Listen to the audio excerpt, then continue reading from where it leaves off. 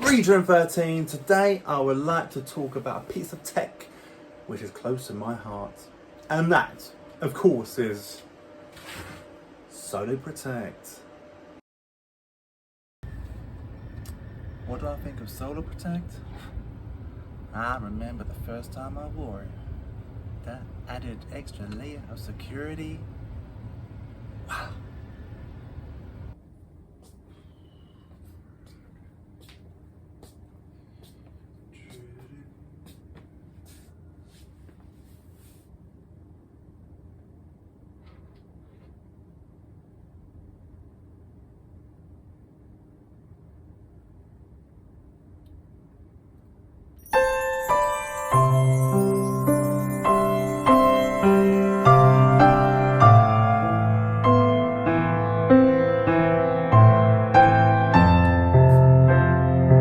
So, who are Soloprotect? What are they all about? Well, they're a market leader in personal safety technology. They have 20 years experience under their belt. They operate internationally. They have a call centre with highly trained staff, ready to take our call if we should need it. Got some pretty big customers, Sky, Domino's, John Lewis, McColl's, and now of course Holland and Barrett. They operate 24 hours a day, 7 days a week, and 365 days of the year. So now let's take a look to see what we've received in store. So this is what we have received in store. Let's open it up and take a closer look. And here we have it, the Soloprotect ID device itself in all its glory. Stunning. Okay. What else do we have? We have an AC adapter. Obviously only charge up with this device. Anything else could harm it. We have a lanyard. We have a belt clip cover case. We have a rip pin. And lastly, we have a startup guide.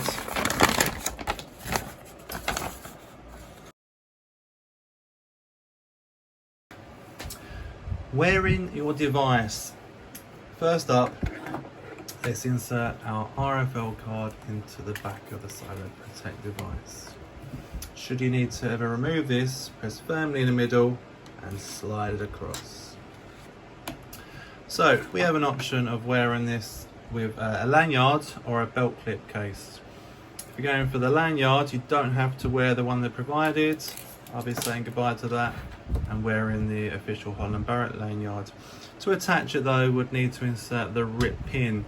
The rip pin can be inserted at the top of the device here, so you'll be wearing it landscape, or you can insert it here, so you'll be wearing it portrait.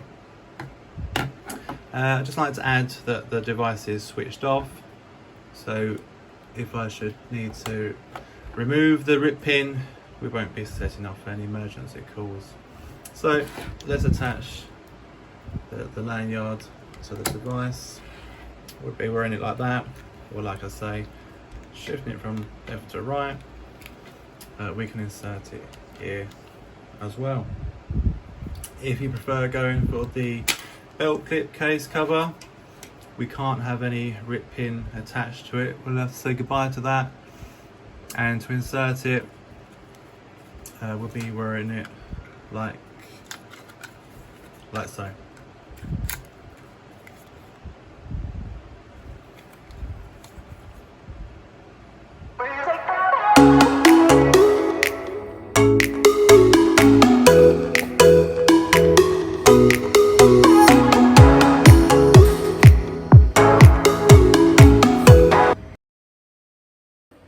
So let's talk about red alert and when you would need to raise the red alert. You might need to raise it when there's a threat to your personal safety, or when there's an injury, or when there's an unexpected health issue. To remain discreet, the operator will never talk through the device. They'll be listening and assessing the situation, and they will call the emergency services if they feel that is the best course of action. There's 3 ways to call the red alert. Firstly, and the most convenient, is to literally press and hold the red alert button. I like this option because you could be maintaining eye contact with someone whilst discreetly pressing the red alert button. So you didn't even know I was doing that, but I was actually pressing the red alert. Secondly, it could be done by selecting the red alert option on the screen and pressing confirm. And lastly, a red alert can be raised when yourself or someone else was to remove the RIP pin from the device. Only you can close down the red alert by confirming you're safe and well. I encourage you to carry out a test red alert, but to do so, inform the monitor center you'll be carrying out a test. This will mean you're not in the way of genuine calls.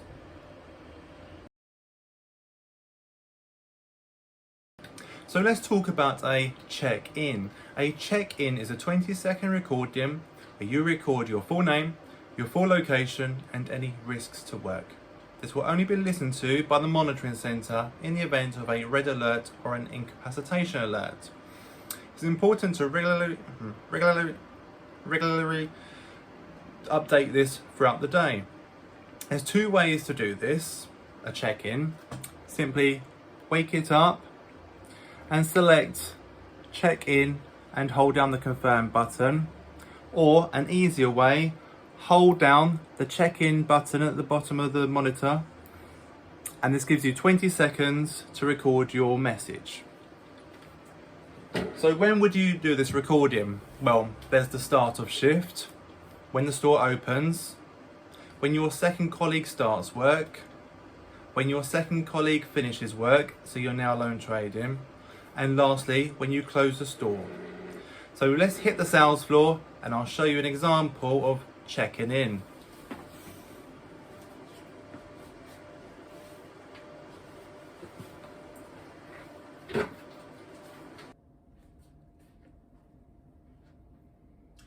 So I'm on my own. Almost time to open the store and time to create my first check-in of the day. Holding down the check-in button is allowing me 20 seconds to record my message. My name is Stephen Tappin. I'm working at Holland and Barrett 212 Loughton High Road, IG10 1DZ. I'll be opening the store to the public. I'll be loan trading till 10 AM. Now this message will be securely saved and only listened to in the event of an alert. Time to open the store. Here are more examples of when you should create a check-in.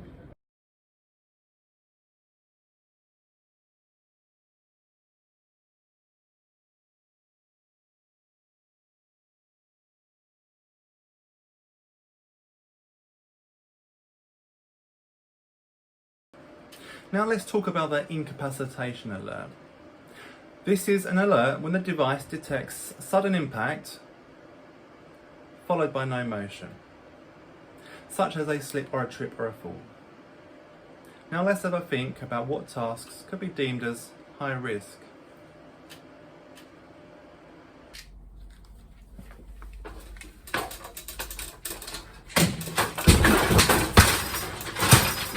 Now it's important to stress that by default the incapacitation alert will be set to disabled. Therefore you'll need to enable it every single day before high risk work at the start of your shift. If the device detects sudden impact followed by no motion, then we go into pre-alert stage. This is a series of vibrations where the Soloprotect ID device is trying to get your attention. If it's a false alarm, simply press and hold the confirm button. If it's genuine, you'll soon be talking to someone from the monitoring centre. Ready to Talk opens up a two-way communication with the monitoring centre to discuss a situation which could potentially lead into a red alert. Make sure you include your location. After this, the call will switch into a one-way call to remain discreet. To revert back to a two-way call, don't forget to say break silence. To select Ready to Talk, simply wake up the device, scroll over to Ready to Talk and press and hold confirm. Check in for the latest update. Simply switch on the device, scroll over to settings, confirm, system update, confirm to check for updates. The latest version is used. Things to remember in one breath. Soloprotect must be used all day, not just when you're lone trading. Don't forget to charge up the device every evening. Don't need to bring the device up to your mouth when you're speaking to it. Enable the incapacitation alert every morning. Don't forget to do your check-ins throughout the day. My parting message to you all is this: always be safe and not sorry.